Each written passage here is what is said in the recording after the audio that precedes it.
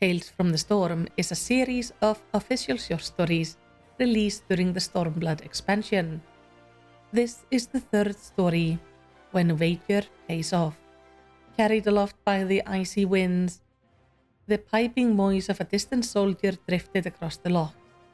Oh, this crate make a coffer when the wager pays off, or this crate'll make a coffin when the wager falls through. Pippin knew the song well, as did every Uldan over a certain age. It told the tale of a youth on the way to seek his fortune in the Golden City, with only a box for company. His perilous journey through the wilds was depicted as a spirited roll of dice, an invitation to Nalthal to fill his burdensome crate with gold, or failing that, his mortal remains. The marshal had always doubted that the hero of the tale had won his wager, largely because the song had been a favourite of his father's, and he could not think of the man without bracing himself for some impending disaster.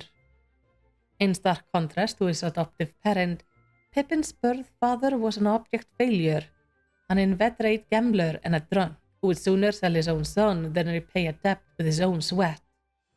A man who had in fact done just that. Pippin had been 12 years old at the time, busily sorting rocks at the mine when he was accosted by a brawny Lanista.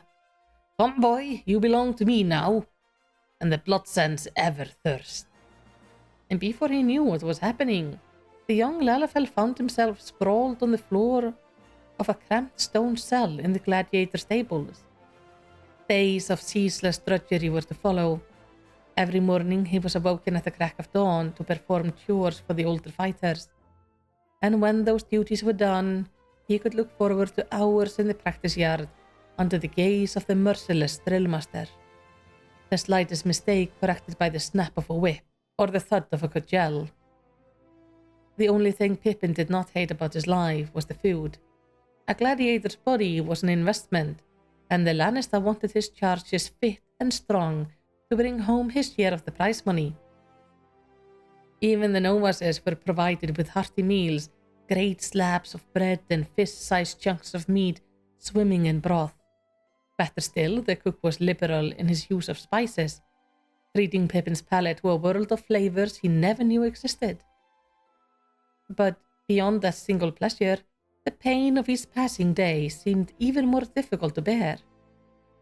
Pippin wasn't sure how long he could endure the grueling routine, and even if he did, there was no guarantee that he would survive his first match on the sand. "I'm no better than a slave." Desperate to escape, Pippin watched and waited for a chance to run away, but the drillmaster never once seemed to relax his guard. It seemed there was no way out but the grave. Then, after a year of back-breaking labor and bone-crunching training, he was ordered to serve as an attendant to one of the stable champions. It was a meeting which would change Pippin's life forever, though it hardly seemed momentous at the time. "How old are you, lad?" 13.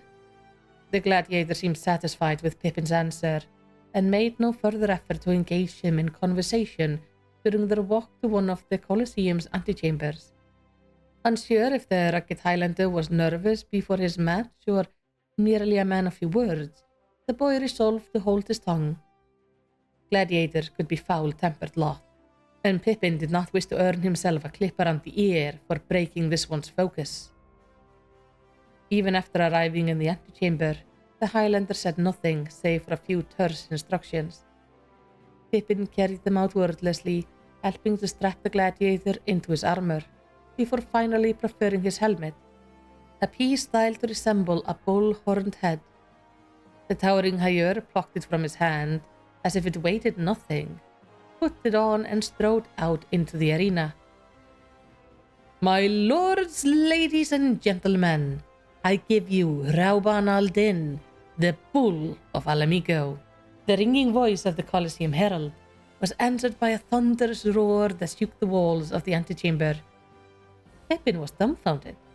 This, Bull of Alamigo, had merely set foot on the sand to send the spectators in a frenzy? In the months that followed, Pippin often found himself acting as Raubahn's attendant. Though the gladiator was reticent at first, Their stilted exchanges gradually grew longer, and the pair came to share the detail of their past. The Highlander spoke of his birth in the land of Alamigo, and the battles he had fought, of his people's rebellion against a tyrannous king, and of the Garlean Empire's subsequent invasion. He told of how he had fled his homeland, desperate and wounded, of how he had stumbled through the wilds until he reached the city of Ul'dah, where he was imprisoned on suspicion of espionage. And now here he was, a Colosseum champion, fighting for his freedom before a crowd who chanted his name. It seems inexplicable to Pippin that a man of Raubahn's strength and charisma has been forced into a brutal life of a gladiator. But the thought did not bring him despair. On the contrary, he was encouraged by the idea that a slave of the Bloodsand might win enough purse to purchase his own emancipation, that he could be the master of his own fate. If my fellow slave can buy his freedom, then why not me? His purpose clear at last, Pippin attended to his training with new determination. He would survive. He would be free.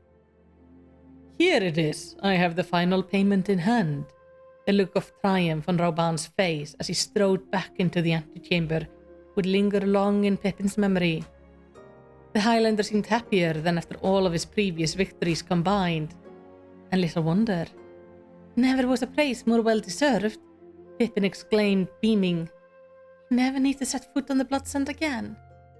The mere thought of it made him giddy, but in that same moment came the realization. The certainty that the man who had transformed his outlook, the mentor in whose footsteps he longed to tread, would soon be gone. Why are you frowning, lad? Raubahn asked, confused. You're free. Now it was Pippin's turn to look confused. They stood frozen for a moment in an awkward tableau, a hulking gladiator clutching a bulging prize purse, staring down in consternation at an equally puzzled Lalafell youth. I'm saying you needn't risk your life anymore, Raubahn went on, a hint of exasperation in his voice. Most young gladiators never get to be old. Pit two against each other and both are apt to end up dead. I would spare you that fate. Realization finally dawned. Over the months since their first meeting, the Highlander had not been setting his winnings against the price of his own freedom. He has been paying off his father's debt. Pippin's eyes filled with tears as fear and exhaustion, his constant companion for years and more, were swept away by waves of relief and gratitude. He would toil for the Lannister no longer. The following morning, Pippin stood alone at the gates to the gladiator stables, his meager possession gathered in a small burlap sack.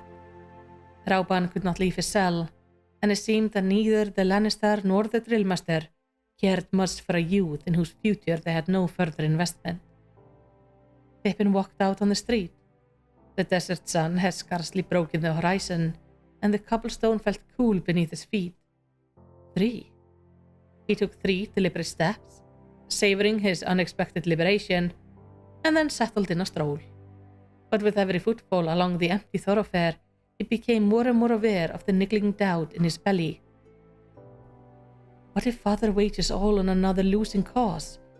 His wine-sodden sire had already shown a willingness to sell off his only child. There was nothing to prevent him from doing so again. Never. Pippin came to an abrupt stop, turned on his heels and set back up the way he came. Pippin, lad, I thought you'd be long gone by now. Raubahn tilted his head as the small figure at the door to his cell took a deep breath. I wish to continue my training as a gladiator, Pippin declared, his voice clear and unwavering. I'm grateful for all you've done for me, but I will never truly be free until I have the strength to free myself.